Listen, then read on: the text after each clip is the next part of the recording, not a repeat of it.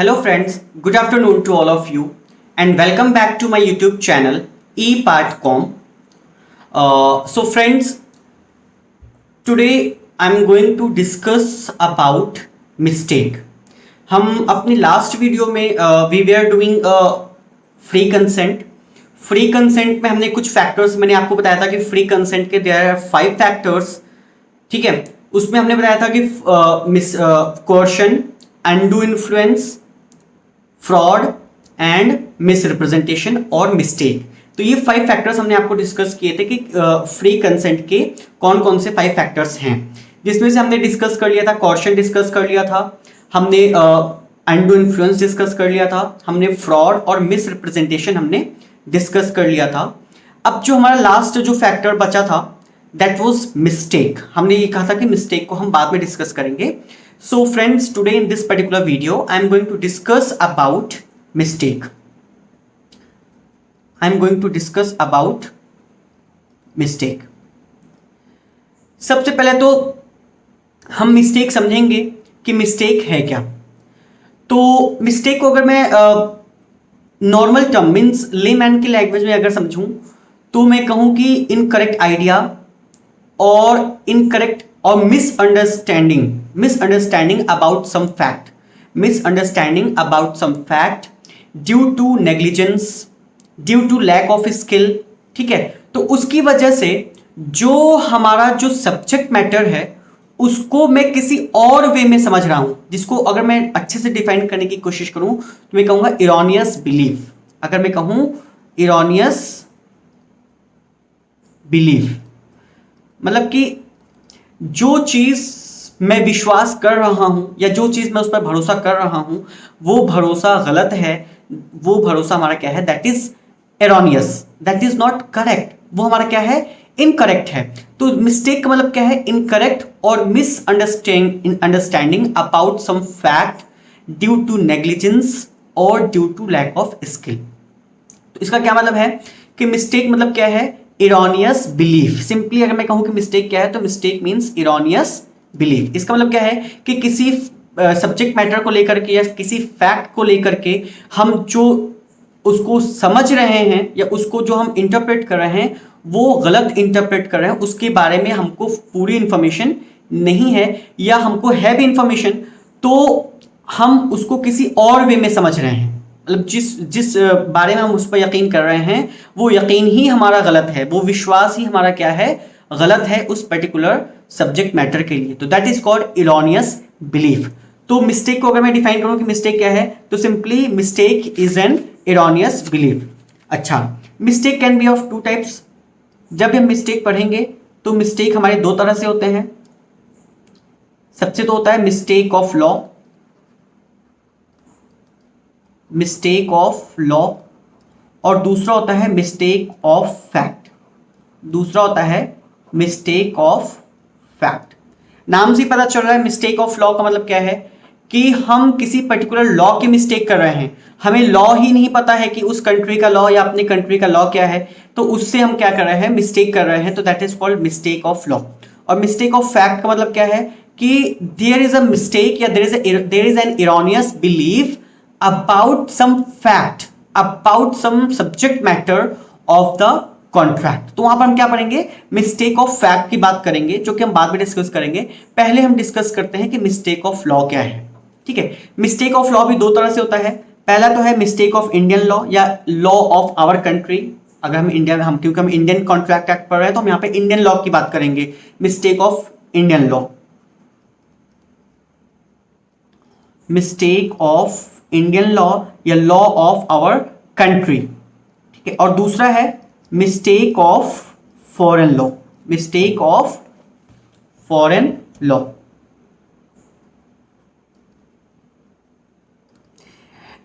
Mistake of law देखो क्या है, अगर कोई contract, if any contract is entered into between the parties on account of mistake of law of Indian law, mistake of law of our country, तो in that particular case that contract is a valid contract. You can not take the plea कि वो contract जो है वो mistake पे हुआ था और हम जो कॉन्ट्रैक्ट कर रहे हैं वो वैलिड नहीं है, वॉइड है। तो इसका क्या मतलब है कि suppose that there are two persons A and B enter into an agreement,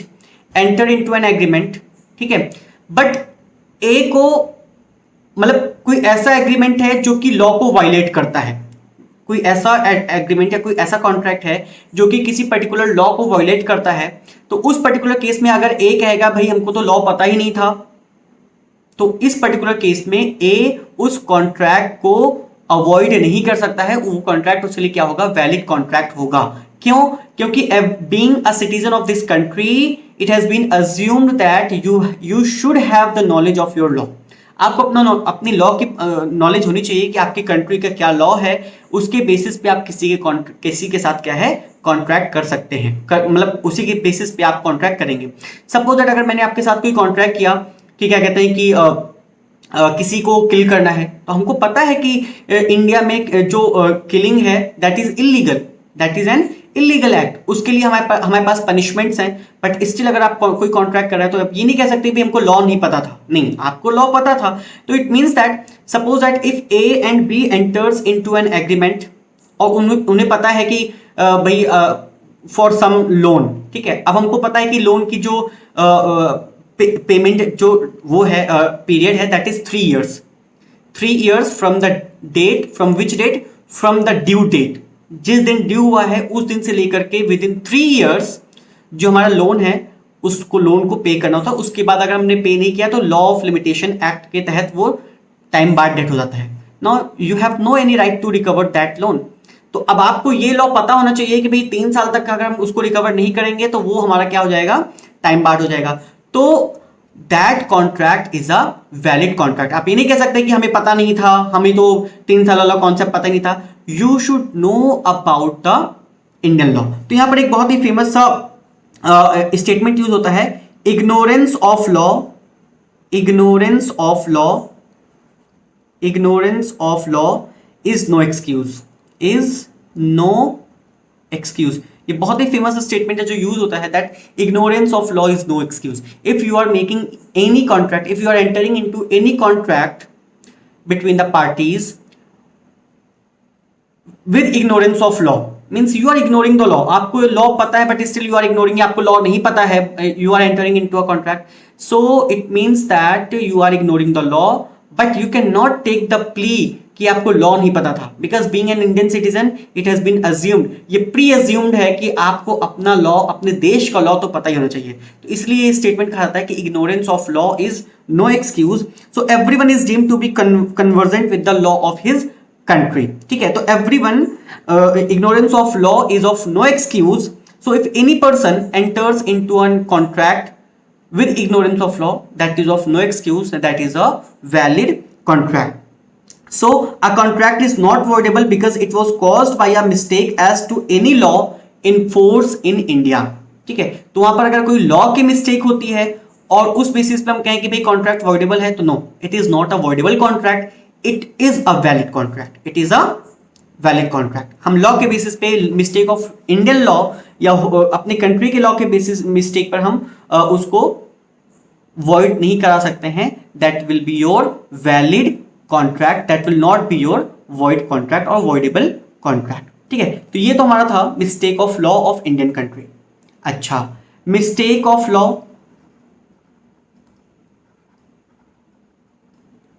of foreign country. अब भाई every citizen is presumed to have knowledge of law of its own country. उसको हमने ये अज्यूम किया कि भाई उसको अपने देश के लॉ की नॉलेज होनी चाहिए, बाकी इतने सारे देश हैं उनकी नॉलेज है और नहीं है, that doesn't matter.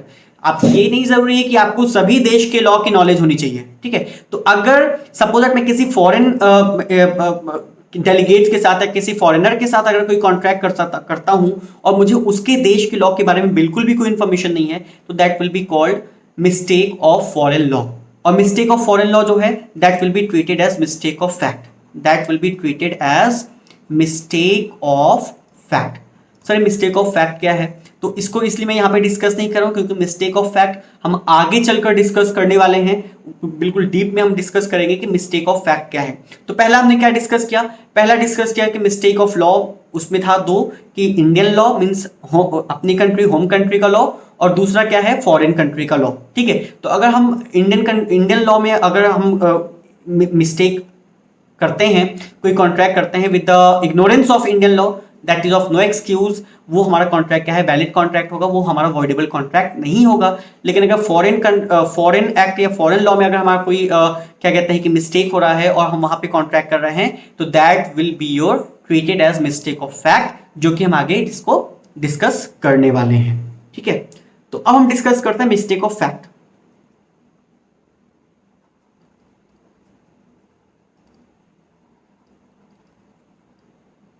Mistake of fact, mistake of fact में भी दो चीजें हैं।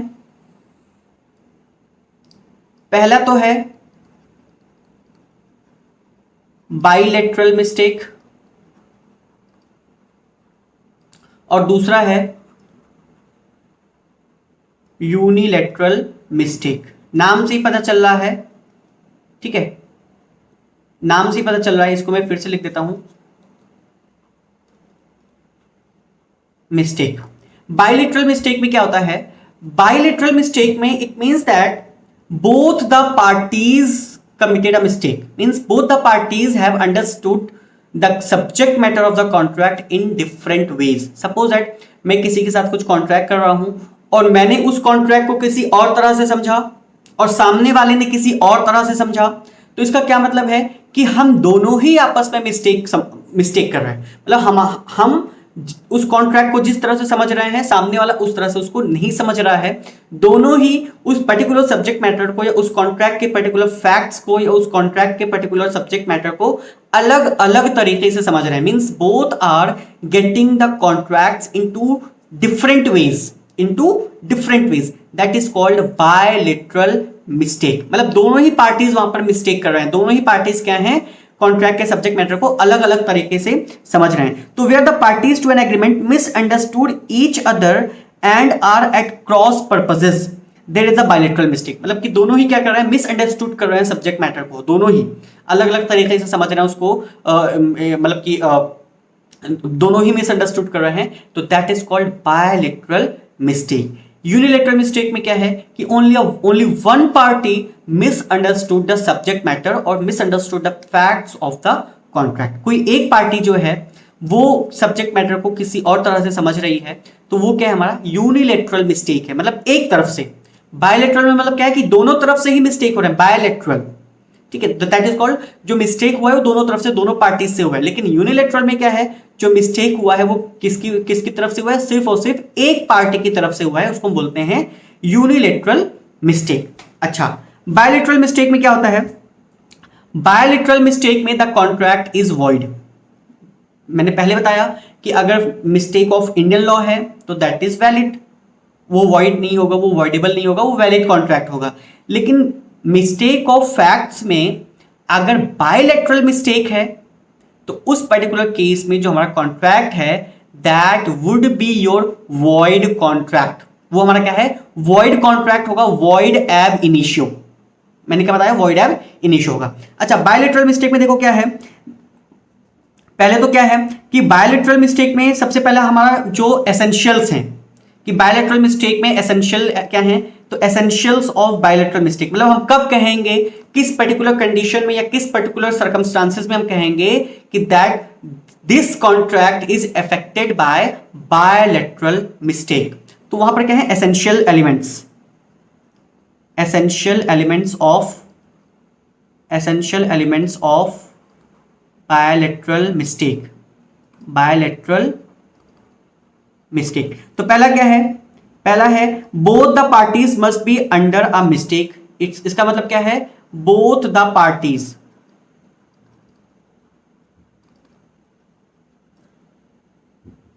Must be under a mistake,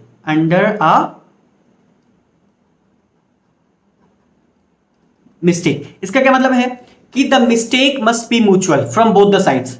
पहला एसेंशियल कंडीशन क्या है, that both the parties must be under mistake. दोनों पार्टीज ही मिस्टेक में हो, मतलब दोनों पार्टीज ही इरोनियस बिलीफ में हो किसी पर्टिकुलर सब्जेक्ट मैटर को लेकर के, वो किसी और तरह से उसको इंटरप्रेट कर रहे हो और वो किसी और तरह से उसको इंटरप्रेट कर रहे हो, या उनको किसी और तरह की इंफॉर्मेशन है, उनको किसी और तरह की इंफॉर्मेशन है, ठीक है। तो वहां पर क्या है कि that is your essential element. पहला एसेंशियल एलिमेंट क्या है, that both the parties must be under mistake, ठीक है, दोनों पार्टीज ही। बायलैटरल मिस्टेक तभी होगा जब दोनों ही पार्टीज मिस्टेक में हैं।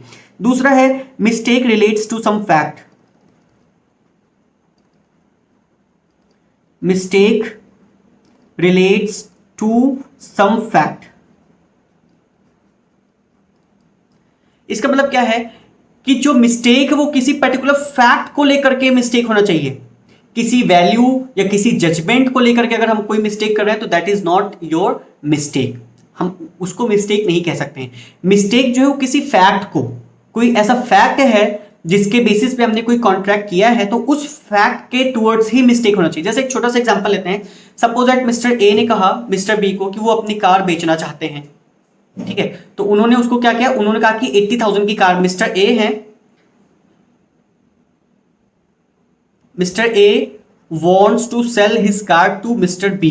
मिस्टर ए की जो कार है उन्होंने कहा भाई मैं 80,000 रुपीज की कार बेचूंगा। बी ने कहा ठीक है, उन्होंने 80,000 रुपीज दे दिया। बट बाद में पता चला कि भाई मिस्टर ए की जो कार की वैल्यू थी वो सिर्फ और सिर्फ 40,000 की थी, वो सिर्फ और सिर्फ 40,000 की थी। तो यहां पर क्या है कि मिस्टेक जो है वो वैल्यू की है, मिस्टेक जो हुई है वो वैल्यू की मिस्टेक है। यहां पर फैक्ट्स का मिस्टेक नहीं, फैक्ट्स क्या है, उनको कार बेचनी थी, that was a fact, car का डिस्क्रिप्शन वगैरह ये सब क्या है, फैक्ट था। लेकिन कार, ये बी की गलती है कि बी को ये चीज पहले ही पता लगा लेनी चाहिए थी कि उनकी कार की वैल्यू क्या है, दैट इज कॉल्ड इग्नोरेंस। उन्होंने इग्नोर कर दिया वैल्यू को। तो ये जो मिस्टेक ऑफ वैल्यू है that is of no mistake. यहां पर अगर कोई वैल्यू या कोई जजमेंट का मिस्टेक हुआ है, सपोज दैट हमने किसी चीज को किसी तरह से अपने अपने पॉइंट ऑफ व्यू से जज किया, तो जजमेंट जो है, जजमेंट का मिस्टेक जो है that is not a mistake. Mistake जो है वो किसी फैक्ट के बारे में होना चाहिए, ठीक है। तो mistake must be of some fact, not of some value और जजमेंट, ठीक है। तो क्योंकि यहाँ पे बी की मिस्टेक है, बी जो है उसको पहले से ही पता लगा लेना चाहिए था कि भाई कार की वैल्यू क्या है। एक बार उसने कॉन्ट्रैक्ट कर लिया, पेमेंट कर दिया, फिर वो बाद में उसको अवॉइड नहीं कर सकता है, ठीक है। तीसरा है the fact must be essential to the agreement, the fact must be essential to the agreement. मतलब वो फैक्ट ऐसा होना चाहिए जो कि इंपॉर्टेंट हो, जिसके बेसिस पर हमने उस कॉन्ट्रैक्ट में हमने एंटर किया है। कोई ऐसा फैक्ट जिसको अवॉइड करके हमने कॉन्ट्रैक्ट किया है तो वो फैक्ट हमारे लिए इंपॉर्टेंट नहीं है। लेकिन कोई इंपॉर्टेंट फैक्ट जिसके बेसिस पर हमने कॉन्ट्रैक्ट किया है, तो अगर उस पर्टिकुलर फैक्ट का अगर कोई मिस्टेक होता है then it will be your mistake. लेकिन कोई ऐसे फैक्ट्स हैं जो कि कॉन्ट्रैक्ट के लिए इंपॉर्टेंट नहीं है, जो कि कॉन्ट्रैक्ट के लिए इंपॉर्टेंट नहीं है, तो अगर उनका कोई मिस्टेक होता है तो that is not your mistake. तो मिस्टेक क्या है, द फैक्ट, जिस फैक्ट के रिगार्डिंग मिस्टेक हो रहा है that fact should be important for the contract. वो हमारा क्या है, कॉन्ट्रैक्ट के लिए इंपॉर्टेंट या एसेंशियल है, मतलब उसी फैक्ट के बेसिस पर हमने कॉन्ट्रैक्ट किया है। तो अगर उस फैक्ट के बेसिस पे, जिस फैक्ट के बेसिस पे हमने कॉन्ट्रैक्ट किया है और उसमें ही मिस्टेक है तो that amounts to your mistake, वो हम उसको क्या बोलेंगे, मिस्टेक बोलेंगे। तो ये हमारे क्या थे, एसेंशियल एलिमेंट्स ऑफ मिस्टेक थे। अब आते हैं types of bilateral mistake. Types of bilateral mistake,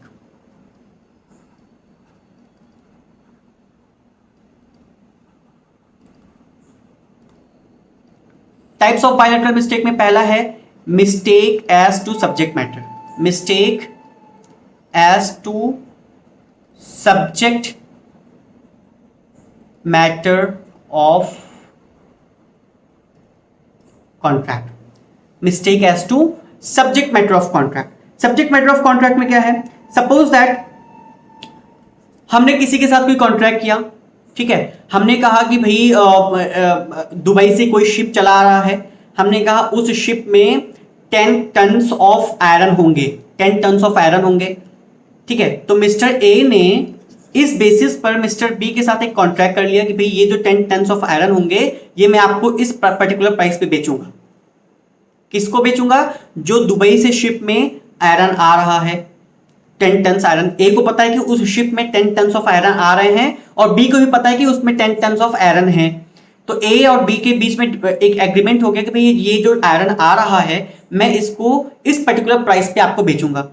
अब ए और बी इस बात से मतलब कि वो उनको पता नहीं है, इस बात से अनजान है कि वो जो शिप है वो पानी में डूब गया है और वो जो 10 टन ऑफ आयरन की बात हो रही थी वो तो एग्जिस्ट ही नहीं कर रहा है, वो तो एग्जिस्ट ही नहीं कर रहा है। तो इन दिस पर्टिकुलर केस क्योंकि ए को भी नहीं पता है बी को भी नहीं पता है, दोनों ही मिस्टेकन है, दोनों ही किसी उस पर्टिकुलर फैक्ट है जो कि इंपॉर्टेंट है एग्रीमेंट को लेकर के, उस फैक्ट के बारे में दोनों ही एरोनियस बिलीफ है, मतलब उनका जो विश्वास है कि वो शिप चला आ रहा है वो गलत है, झूठा है। ठीक है, तो वहां पर क्या है, that is called bilateral mistake as to subject matter. जो सब्जेक्ट मैटर है, सब्जेक्ट मैटर क्या था, 10 टन ऑफ आयरन, उसी के बेसिस पे, उसी के लिए हम कॉन्ट्रैक्ट कर रहे थे, तो जो सब्जेक्ट मैटर है वही एग्जिस्ट नहीं करता है, तो that is your mistake as to subject matter of contract. तो वहां पर क्या है, दैट एग्रीमेंट जो ए और बी के बीच में कॉन्ट्रैक्ट होगा खरीदने बेचने का, that will be void contract, क्योंकि उन दोनों को ही नहीं पता है कि वो शिप डूब गया है। That is mistake of bilateral mistake of subject matter. ठीक है, mistake as to subject matter. दूसरा है आइडेंटिटी ऑफ सब्जेक्ट मैटर। ये क्या था, existence of subject matter. Mistake as to existence of subject matter, उनको पता ही नहीं था कि वो जो जिस चीज के लिए वो कॉन्ट्रैक्ट करें वो एग्जिस्ट करता भी है कि नहीं करता है, वो तो ऑलरेडी डूब चुका था, वो तो एग्जिस्ट ही नहीं कर रहा था, it was lost, but still उन्होंने कॉन्ट्रैक्ट कर लिया, तो that is called void contract. दूसरा है mistake as to identity of subject matter.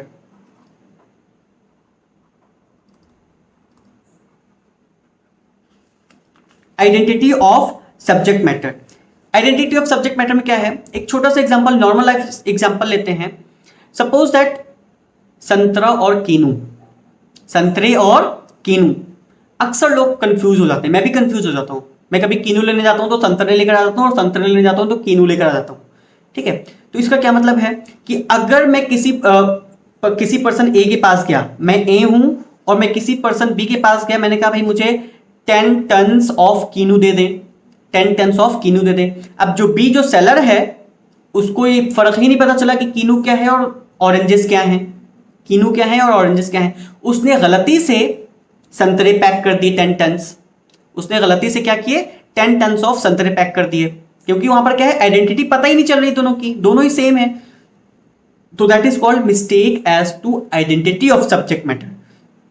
तो हमारा सब्जेक्ट मैटर क्या था कॉन्ट्रैक्ट का, to purchase 10 tons of kinnow, but वहां पे हमको क्या डिलीवर हो गया, गलती से संतरे ऑरेंजेस, क्यों, क्योंकि दोनों की आइडेंटिटी सेम थी, सेम ही लगती थी, तो उस वजह से ये जो कॉन्ट्रैक्ट हमारा होगा, that contract would be void ab initio. वो कॉन्ट्रैक्ट हमारा क्या है, वॉइड एब इनिशियो, हमारा वो कॉन्ट्रैक्ट क्या होगा, वॉइड होगा, क्योंकि वहां पर हमारी आइडेंटिटी, जो सब्जेक्ट आइडेंटिटी थी सब्जेक्ट मैटर की, वही गलत होगी।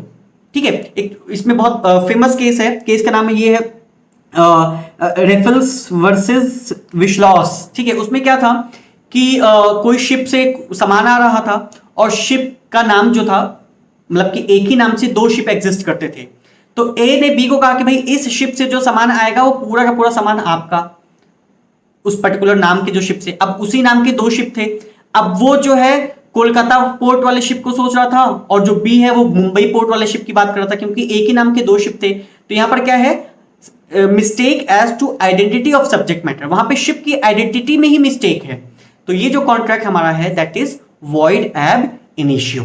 ठीक है, तो यहां पे क्या था, mistake as to identity of subject matter. तीसरा है quantity of subject matter as to quantity of subject matter. ठीक है, सपोज दैट मेरे सामने एक ट्रक खड़ा है और मैंने मिस्टर ए से बोला कि भाई इस ट्रक में, अब मुझे ये पता है कि इस ट्रक में 2 टन्स ऑफ ऑरेंजेस हैं और मिस्टर बी को भी पता है कि इस ट्रक में 2 टन्स ऑफ ऑरेंजेस हैं, हम दोनों को ही ये चीज पता है कि इस ट्रक में 2 टन्स ऑफ ऑरेंजेस हैं। मैंने मिस्टर ए के साथ एक कॉन्ट्रैक्ट कर लिया, भाई इस ट्रक के सारे 2 टन्स ऑरेंजेस वो मेरे हैं, लेकिन बाद में जब पता चला कि वो ट्रक में 2 टन्स नहीं, क्योंकि पूरा ट्रक भरा हुआ था, उसमें तो 1.5 टन्स हैं, तो that is called mistake as to quantity of subject matter. Quantity में ही मिस्टेक है, मतलब हम दोनों को कोई कुछ और तरह की क्वांटिटी पता है, बट एक्चुअल में उसमें क्वांटिटी जो है वो कुछ और है, तो that is called mistake as to quantity of subject matter. या ये भी हो सकता है कि मैंने कह दिया भाई मुझे पता है कि इस ट्रक में 2 टन्स ऑफ ऑरेंजेस हैं, और मैंने कह दिया कि भाई ये पूरा का पूरा ट्रक, इसमें जो 2 टन्स ऑफ ऑरेंजेस हैं, पूरा ट्रक मुझे परचेज करना है। अब जो बी है उसको ये हुआ कि भाई इस पूरा ट्रक इनको परचेज करना है, उसने पूरा ट्रक मुझे बेच दिया। अब उसमें 2.5 टन्स थे, तो अब क्या है, मैं सिर्फ 2 टन्स एक्सेप्ट करूंगा, जो 50 टन्स हैं उसको मैं वापस, मतलब 0.5 टन्स जो हैं उसको मैं क्या करूंगा, वापस कर दूंगा, क्योंकि मैंने जो कॉन्ट्रैक्ट किया था सिर्फ 2 टन्स के लिए किया था। तो इस केस में क्या है कि मैं उस कॉन्ट्रैक्ट को जिसमें मैंने या तो अवॉइड कर दूं, मतलब वो वॉइड होगा, या तो मैं सिर्फ 2 टन्स एक्सेप्ट करूं, बाकी के ऑरेंजेस को मैं क्या करूं, रिटर्न कर दूं। तो that is called mistake as related to quantity of subject matter. ठीक है। फोर्थ है quality of subject matter. Quality of subject matter, quality of subject matter में क्या है कि क्वालिटी को लेकर के अगर कोई मिस्टेक हो रहा है, सपोज दैट मैंने किसी ए के साथ कोई कॉन्ट्रैक्ट किया, मैं हूं शिरान, मैंने किसी सुरेश के साथ जो है कॉन्ट्रैक्ट किया, और हम दोनों को ही पता है कि जो चावल है, सपोज दैट मैंने उसको कहा कि भाई मुझे ये जो राइस है, क्योंकि कोई जितना जो चावल होते हैं, जितनी पुरानी क्रॉप होती है उतना ही प्रीमियम क्वालिटी का वो चावल होता है। अब मैं हूं, मुझे पता है कि भाई ये जो चावल है ये 4 साल पुराना है, तो इसकी क्वालिटी बहुत अच्छी होगी। ठीक है। और जो सुरेश है उसको ही पता है कि भाई ये चावल बहुत पुराना है, इसकी क्वालिटी अच्छी है। हम दोनों को ही पता है कि ये क्वालिटी ए ग्रेड का चावल है, लेकिन सुरेश ने गलती से नए चावल हमको सप्लाई कर दिए 10 टन्स, जो मैंने कॉन्ट्रैक्ट किया था। तो वहां पर क्या है, मिस्टेक एज टू क्वालिटी। हमें भी पता था कि जो पर्टिकुलर चावल रखा है ये ए क्वालिटी का है, सुरेश को भी पता था कि ये ए क्वालिटी का चावल है, उसने मुझे वो मतलब वो चावल जो है सप्लाई कर दिया। बाद में मुझे पता चला कि ये जो क्वालिटी है, वो जो क्वालिटी मैं चाहता था वो रिक्वायर्ड क्वालिटी नहीं है, तो वो कॉन्ट्रैक्ट हमारा क्या होगा, that contract would be your void, क्योंकि यहां पर जो क्वालिटी मैंने सोचा था वो उस क्वालिटी की से अलग है। तो यहां पर क्या है, mistake as to quality of the subject matter. Next है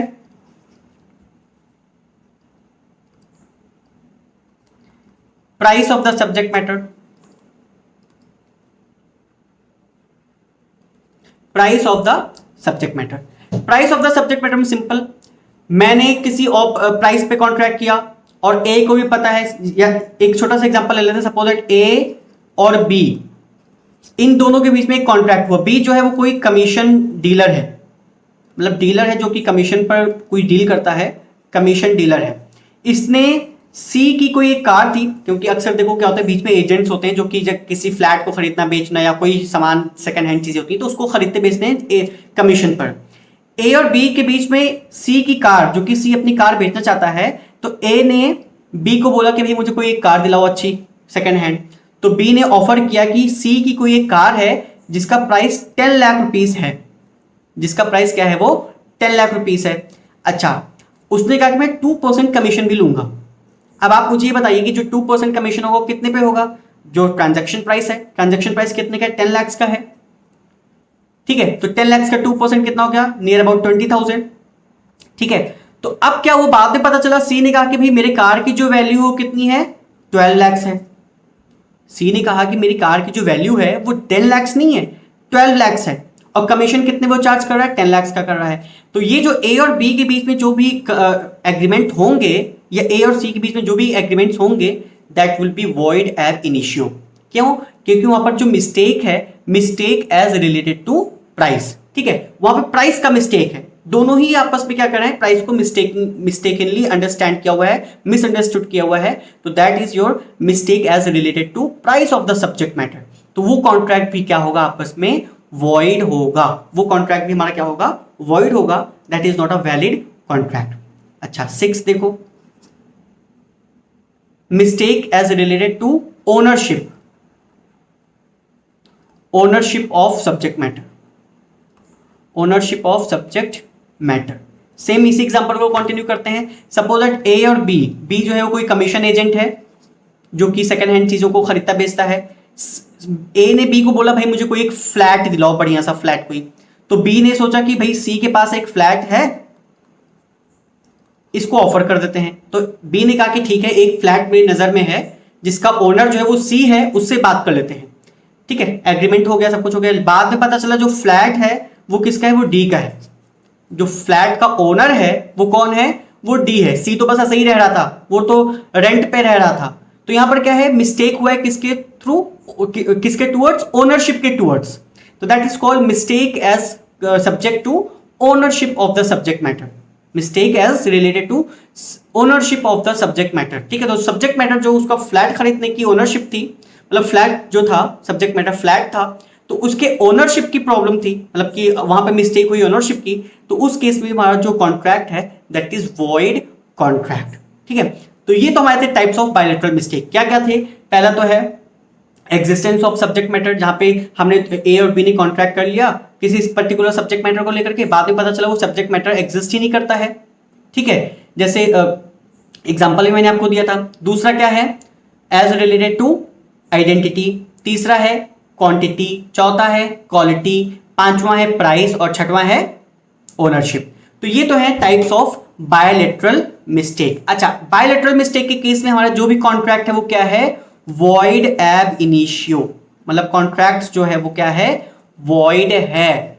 contract is not a valid contract. और पहले केस में मैंने क्या कहा था कि अगर इंडियन लॉ के मिस्टेक ऑफ इंडियन लॉ है तो contract is not void, that is valid contract. तो प्लीज इस चीज को याद रखना। इफेक्ट ऑफ मिस्टेक में मैं अलग से इसको इफेक्ट ऑफ मिस्टेक नहीं पढ़ाऊंगा, क्योंकि इफेक्ट यही है। इफेक्ट ऑफ मिस्टेक क्या है, इन case of mistake of Indian law contract is valid contract. In case of mistake of fact और बायलैटरल मिस्टेक, बायलैटरल मिस्टेक के केस में क्या है, कॉन्ट्रैक्ट वॉइड होगा। ठीक है, अच्छा अब आते हैं यूनिलैटरल मिस्टेक पर।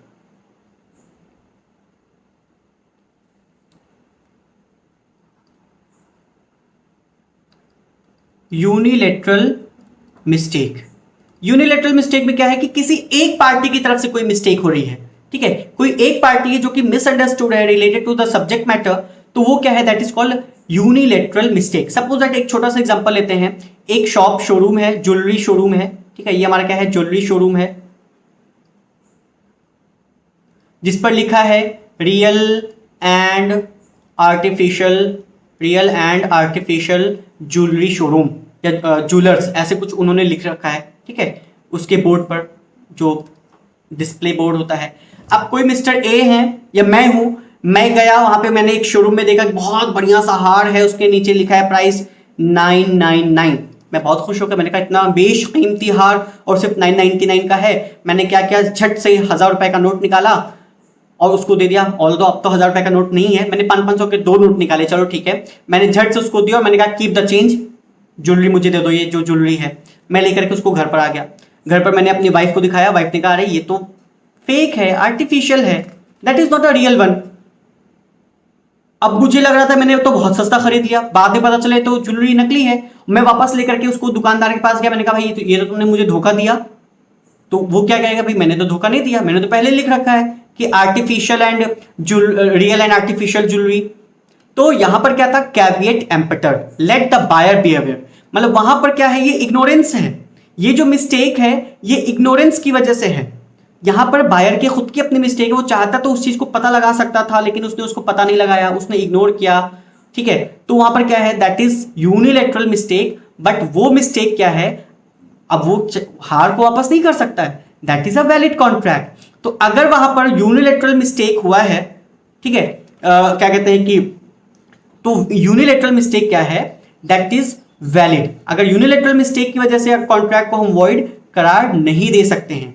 इन case of unilateral mistake the contract is a valid contract, you can not avoid the contract. क्यों, क्योंकि सेलर और बायर अगर है तो वहां पे बायर की जिम्मेवारी होती है कि खरीदने से पहले चीजों की अच्छी तरह से देख परख कर ले, उसको अच्छी तरह से ठोक बजा ले।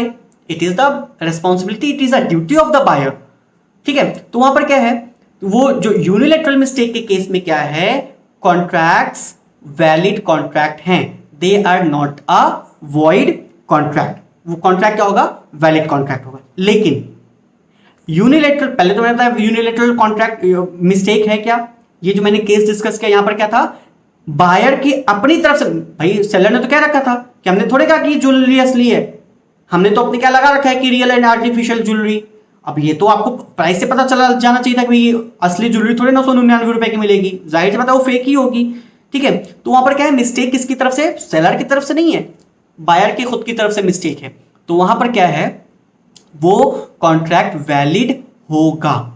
वो कॉन्ट्रैक्ट क्या है, वो कॉन्ट्रैक्ट इनवैलिड मतलब वॉइड या वॉइडेबल नहीं होगा। ठीक है, अच्छा दो केसेस ऐसे हैं जहां पर हमारा कॉन्ट्रैक्ट यूनिलैटरल मिस्टेक की वजह से कॉन्ट्रैक्ट या तो वॉइडेबल होंगे, मतलब कुछ केसेस में ऐसे हैं जो वॉइडेबल होंगे और कुछ केसेस में ऐसे हैं जो वॉइड एब इनिशियो होंगे। ठीक है, if the unilateral mistake is caused by fraud, ठीक है, अगर मैंने किसी को मिसरिप्रेजेंट करके उसको इंड्यूस किया है कॉन्ट्रैक्ट में एंटर करने के लिए और मिस्टेकनली उसने कॉन्ट्रैक्ट कर भी लिया, तो in that particular case the contract is voidable contract. So in case of unilateral mistake the contract is voidable. मैं यहां पे लिख देता हूं, in case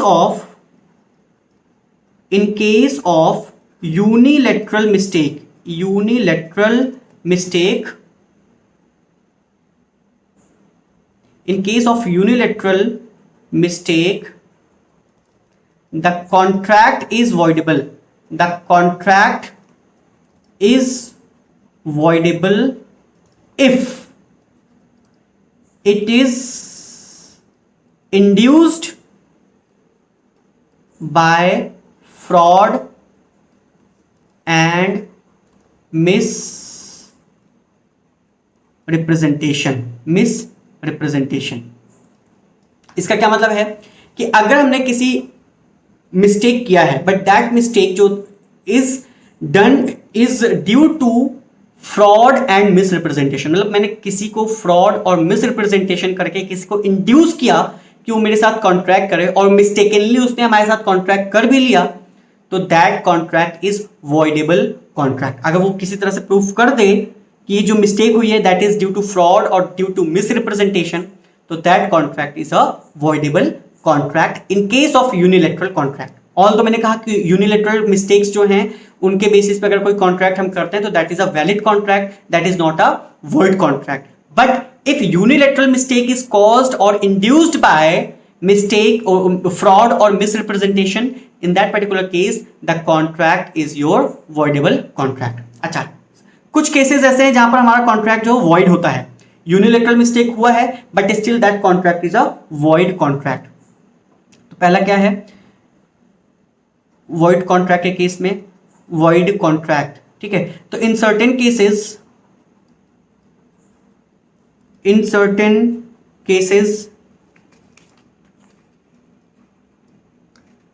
the contract entered into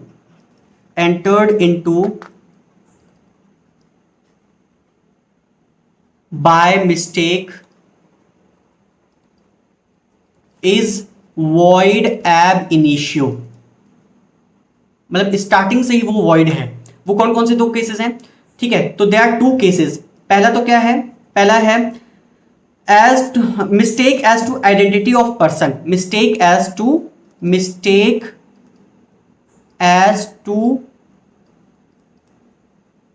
identity of person। इसका क्या मतलब है, अगर कोई मिस्टेक किसी पर्सन की आइडेंटिटी को लेकर के कोई मिस्टेक है तो that contract is void ab initio. इसका एक छोटा सा एग्जांपल लेते हैं फिर और अच्छे समझ में आएगा। सपोज दैट ए है और बी है। ए जो है वो बी से रेगुलर सामान परचेज करता है, मतलब A is a buyer and B is a seller. कोई पर्टिकुलर सामान है, कोई भी कॉटन बेल है या कुछ भी है पर्टिकुलर सामान, वो बी से रेगुलर परचेज करता है। ठीक है, मतलब रेगुलर कस्टमर उसका है, बट बी ने अपने उस बिजनेस को सी को बेच दिया, sold his business, B sold his business to C. B ने अपने उस बिजनेस को सी को बेच दिया। अब मीनवाइल ए ने बी को कोई कॉन्ट्रैक्ट मतलब कोई ऑर्डर दे रखा था, भाई हमको ये सामान पर्टिकुलर सामान इस इतने दिनों में डिलीवर करना है।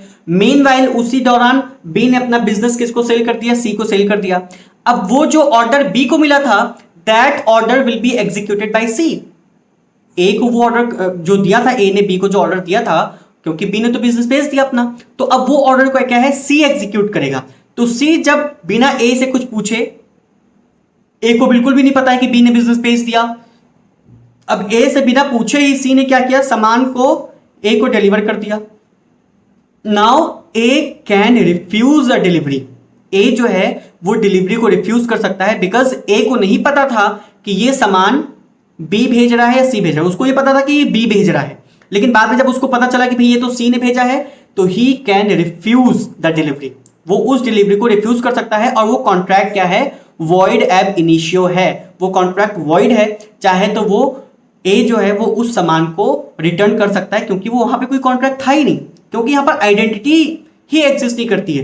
वो तो सोच रहा था कि बी ने भेजा है, लेकिन एक्चुअली सामान किसने भेजा था, सी ने भेजा था। तो ये क्या है, mistake as to identity of a person, ठीक है। तो वहां पर क्या है, जो यूनिलैटरल मिस्टेक हुई है, but still that is void ab initio, ठीक है। नाउ दूसरा है mistake as to the nature and character, mistake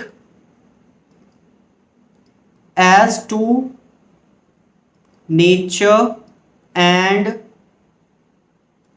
character of a written document, character of a written document, या इसको हम कह सकते हैं mistake as a nature of contract, इसको हम ये भी कह सकते हैं mistake as a nature of contract. Suppose that कोई पर्सन, मैं हूं, आई एम एन इलिटरेट पर्सन, मुझे बिल्कुल भी कुछ पता नहीं, मैं ना लिख पाता हूं ना पढ़ पाता हूं।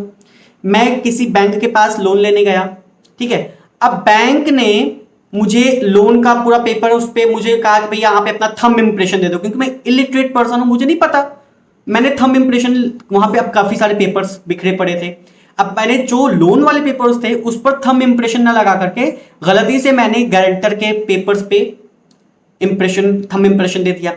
तो वहां पर क्या है, ये जो नेचर ऑफ कॉन्ट्रैक्ट था, मैं कॉन्ट्रैक्ट किसके लिए करना चाहता था, लोन के लिए, लेकिन कॉन्ट्रैक्ट किसके किसके लिए हो गया, गारंटी के लिए हो गया। किस बेसिस पे होगा, क्योंकि मुझे पढ़ना नहीं आता, मैं डॉक्यूमेंट्स को क्लियरली पढ़ नहीं सकता था, रीड नहीं कर सकता था, राइट नहीं कर सकता था।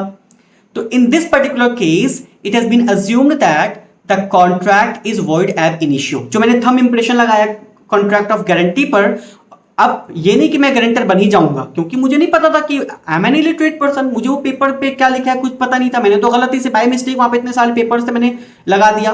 तो that is called unilateral mistake. तो सिर्फ मेरी तरफ से हुआ है, मैं इलिटरेट पर्सन हूं, बैंक्स की तरफ से मिस्टेक नहीं हुआ है, मिस्टेक किसकी तरफ से हुआ है, मेरी तरफ से। That is called unilateral mistake. But since that mistake is on nature of contract या नेचर ऑफ रिटन, नेचर और कैरेक्टर ऑफ रिटन डॉक्यूमेंट, मैं उसको पढ़ नहीं सकता था, तो वो हमारा कॉन्ट्रैक्ट क्या होगा, that would be void ab initio. अच्छा, अब आप लोग पूछेंगे सर अगर वो इलिटरेट पर्सन की जगह अगर आप लिटरेट होते और आप गलती से अगर वहां पे अपना साइन या थंब इंप्रेशन कर देते तो क्या होता, that would be your valid contract. क्यों, क्योंकि अगर मैं पढ़ा लिखा हूं तो मैंने ये प्रिज्यूम किया है कि मैंने डॉक्यूमेंट को साइन या थंब इंप्रेशन लगाने से पहले मैंने उसको प्रॉपरली रीड किया होगा, बिना रीड किए मैंने डॉक्यूमेंट साइन नहीं किया होगा, ठीक है। तो अगर मैं पढ़ा लिखा होता, इलिटरेट की जगह अगर मैं लिटरेट होता, तब कॉन्ट्रैक्ट वॉइड नहीं होता, तब कॉन्ट्रैक्ट क्या होता, वैलिड कॉन्ट्रैक्ट होता, और वहां पर हमारा क्या होता, हम उस पर कॉन्ट्रैक्ट में बाइंड होते। लेकिन क्योंकि मैं इलिटरेट पर्सन हूं, मैं बिल्कुल भी पढ़ नहीं सकता, मैं बिल्कुल भी समझ नहीं सकता, तो that is void ab initio, that contract is void ab initio. तो ये हमारा क्या था, मिस्टेक था। तो हमने आज क्या क्या पढ़ा, हमने मिस्टेक पढ़ा कि मिस्टेक है क्या, mistake is an erroneous belief. Mistake हमने दो टाइप्स की पढ़े कि मिस्टेक ऑफ लॉ और mistake of fact. Mistake of law में हमने कहा कि इंडियन लॉ, अगर इंडियन लॉ का कोई मिस्टेक है तो the contract is valid contract, और अगर फॉरेन लॉ है, फॉरेन लॉ का कोई मिस्टेक है तो that is treated as mistake of fact. फिर हमने मिस्टेक ऑफ फैक्ट पढ़ा। मिस्टेक ऑफ फैक्ट में हमने क्या पढ़ा, बाइलेटरल मिस्टेक, बाइलेटरल और यूनिलैटरल, ठीक है।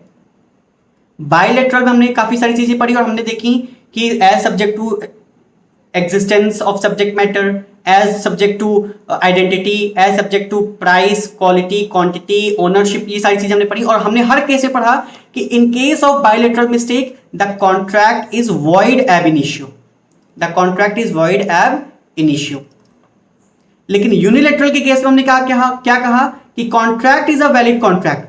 यूनिलैटरल के केस में हमने कहा कि कॉन्ट्रैक्ट जो है वो वैलिड होगा, लेकिन सर्टेन केसेस में, जैसे कि अगर वो unilateral mistake due to fraud और मिसरिप्रेजेंटेशन है, तो in that case it is your voidable contract. लेकिन अगर ये जो हमने बताया कि एज रिलेटेड टू आइडेंटिटी और नेचर ऑफ द कॉन्ट्रैक्ट अगर है यूनिलेटरल मिस्टेक हुआ है, तो that will be your void ab initio. तो ये हमारी पूरी समरी थी आज के वीडियो की, ठीक है। बट स्टिल अगर आपको इस वीडियो में या इस पर्टिकुलर टॉपिक में कुछ डाउट्स हैं या कुछ पूछना है, तो please you can ask me in the comment section. And अगर मेरी वीडियो पसंद आई हो तो please like, share and subscribe my channel and don't forget to press the bell icon for future notifications. So friends, आज की video में इतना ही रखते हैं। Thank you and have a